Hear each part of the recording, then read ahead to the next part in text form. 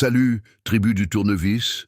Aujourd'hui, on va parler de rejet, de ces voitures qui sont entrées dans la concession sous les projecteurs et qui en sont sorties par la porte de service, la queue entre les jambes. Parce que oui, Peugeot, la géante de Sochaux, la mère de la 205, la reine de la 504, a aussi construit des voitures que le public français a tout simplement détestées. Je ne parle pas de défauts. Je parle de haine véritable. Celle qui se lit dans les lettres aux journaux, dans les plaintes des ateliers, dans les ventes qui s'effondrent. Aujourd'hui, je vais te montrer les 5 Peugeot les plus détestés des années 80. Pas avec moquerie, mais avec respect, parce que même la haine a une histoire, et parfois, cette histoire en dit plus que le succès. Tiens bien ton tournevis, la vérité est sur le point de démarrer, et avant que le moteur ne chauffe, abonne-toi à la chaîne et active la cloche. Car ici, on démonte le passé pièce par pièce, jusqu'à trouver la vis qui fait tourner l'histoire. 1. La Peugeot 309, l'étrangère qui a envahi la maison du Lion. En 1978, Peugeot rachète Chrysler Europe. D'un seul coup, elle hérite d'usines en Angleterre, en Autriche et en Espagne. Mais avec les chaînes de montage viennent aussi les dettes, les modèles vieillissants et une identité brouillée. Un cadeau enveloppé de problèmes. Pour sauver l'usine de Riton en Angleterre, qui agonisait, Peugeot décide « Nous allons y construire une nouvelle voiture ». Ainsi naquit la 309e. Une Française qui n'en avait pas l'air, la plateforme venait de l'ancienne Chrysler Horizon. Les moteurs signés Simca, 1.1, 1.4 et 1.6 litres. La production entièrement britannique. Le design réalisé à Poissy, mais sans cette âme française qui faisait battre le cœur du public. Et pire encore, durant les premières années, le Lion n'apparaissait même pas sur la calandre. Seulement le mot Peugeot sur le coffre. Résultat, une voiture correcte mais sans charme, sans ce petit supplément d'âme qui a toujours différencié les modèles de la marque. La réaction fut immédiate. Le public ne s'y est pas trompé. Dans son numéro de novembre 1985, l'Automobile Magazine écrivait « La 309 est une voiture anglaise portant un nom français. Il lui manque l'âme. Il lui manque la fierté. » Les lettres de lecteurs dans l'autojournal furent encore plus dures. « J'ai acheté une 309 pensant acheter une Peugeot. C'est une Horizon déguisée. » Mon garagiste m'a dit « Ce n'est pas un lion, c'est un chat errant. » Le conducteur français, habitué à entendre le lion rugir sur la route, a senti que la 309 était une étrangère parlant français, mais avec un accent britannique. Les chiffres ne mentent pas. L'objectif de vente en France était de 120 000 unités par an. La réalité fut bien plus amère. 1986. 48 000 1987. 39 000 1988. 28 000. Le public a rejeté la voiture, parce que le Français, peut-être plus que tout autre peuple, ressent quand une automobile a une âme, et quand elle n'en a pas. Et la 309, bien qu'elle fût une Peugeot sur le papier, n'en avait pas le cœur. Le retour du vrai lion. En 1993, Peugeot présente la 306, fabriquée à Sochaux, avec le vrai moteur Sixu, et le lion de retour fier sur la calandre. Ce n'était pas qu'un nouveau modèle, c'était une déclaration d'identité, une excuse silencieuse. La 309, peu à peu, a disparu des routes. Aujourd'hui, moins de 200 exemplaires circulent encore en France. Peu de gens ont voulu garder une voiture qui n'appartenait à aucun pays, une Peugeot sans âme. Un lion qui, pendant quelques années, avait oublié de rugir. 2. La Peugeot 205 cabriolet, le fils qui n'a pas hérité de l'âme de son père. En 1983, la 205 est née comme un miracle. Légère, agile, belle, abordable. Elle est devenue une légende nationale.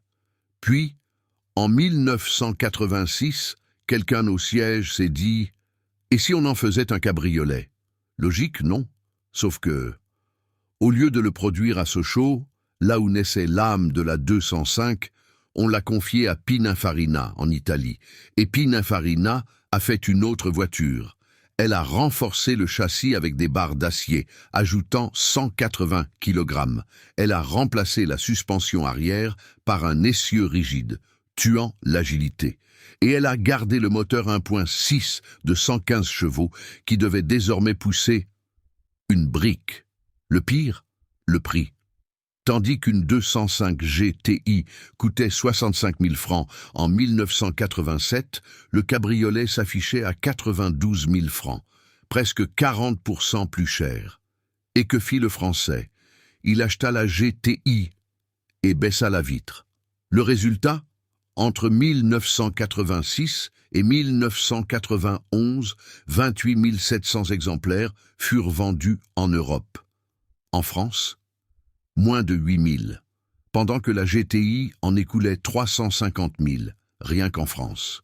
Les lettres au L'Express disaient « J'ai payé presque le double pour une voiture qui n'est pas une 205. C'est une imitation. » Conduire le cabriolet, c'est comme danser avec les chaussures de quelqu'un d'autre. Le cabriolet n'était pas une mauvaise voiture. C'était un habit de gala à un barbecue de quartier. Beau, mais hors de propos.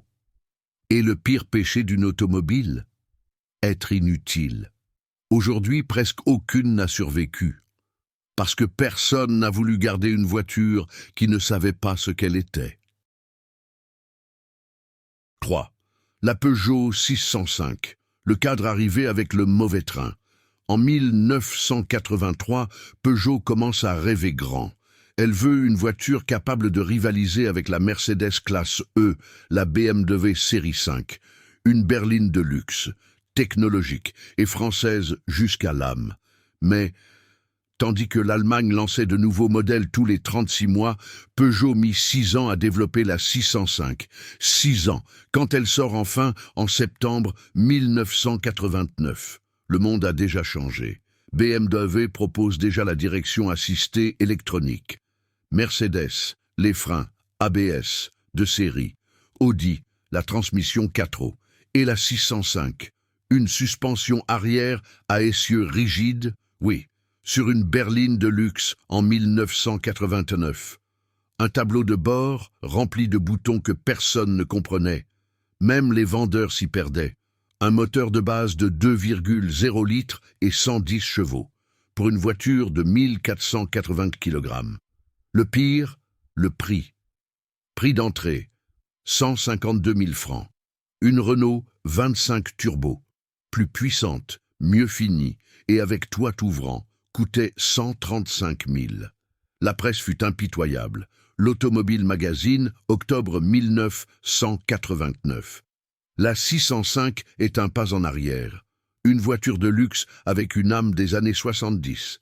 Les ventes? Objectif annuel, 60 000 unités en Europe. Réalité en 1990, 19 300. En France, moins de 8 000. Rapport interne de PSA, 1991. La 605 n'est pas perçue comme une voiture de luxe. Elle est vue comme une Peugeot chère. La 605 n'était pas mauvaise. Elle était simplement trop tard. Et dans le monde des cadres, arriver en retard, c'est pire que ne jamais venir. Aujourd'hui, moins de 500 exemplaires circulent encore en France, parce que personne n'a voulu garder une voiture arrivée après la fête. 4. La Peugeot 104, le grand-père qui n'a pas su prendre sa retraite. La Peugeot 104 est née en 1972, une révolution. La première citadine française à moteur transversal, légère, économe, moderne. Mais dans les années 80, Peugeot commit une erreur classique. Elle crut que le succès durait toujours. Pendant que le monde avançait, la 104, elle, restait figée dans le temps. En 1988, on vendait encore une version équipée de carburateur Solex, alors que l'Europe passait déjà à l'injection électronique. Pas de freins à disque à l'arrière-tableau de bord en plastique qui se fendait sous le soleil du sud de la France. Pire encore, Peugeot n'investit pas un franc pour la moderniser. On changeait juste la couleur de la calandre. Pendant ce temps-là, La 205, lancée en 1983, offrait déjà 4 freins à disque, une suspension indépendante et un intérieur bien plus raffiné. Le public le comprit vite. Les ventes de la 104 passèrent de 120 000 unités en 1983 à moins de 20 000 en 1988. Étude Sophre, 1987. 78% des acheteurs de 104 déclarent l'avoir acheté uniquement parce qu'elle était bon marché, pas par amour de la marque.